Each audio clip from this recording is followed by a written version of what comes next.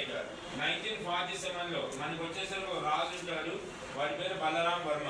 ఏ పేరు? Balaram Varma.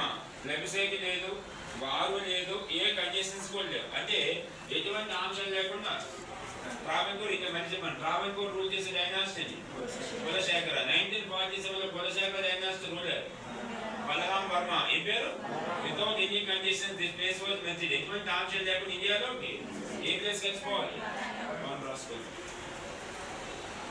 Travancore ruled by.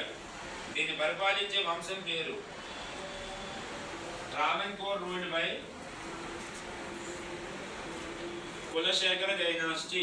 Kulasekhara వంశస్థులు పరిపాలిస్తారు. కులశేఖర డైనాసిటీ రూలర్ రాసుకోరు. Just point కేనండి.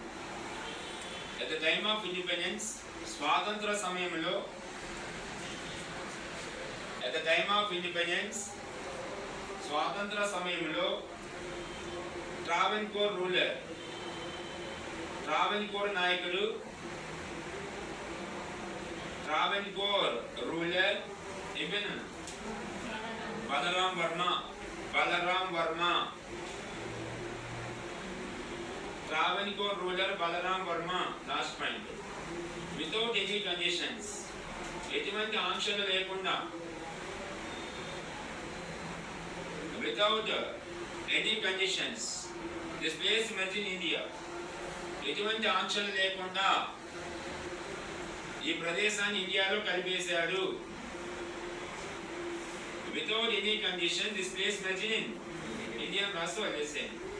3 సమస్యలు క్లోజ్. 4th వన్ ఇంకో సమస్య ఉండేది హైదరాబాద్. జస్ట్ ప్లేస్ మార్చుకోండి.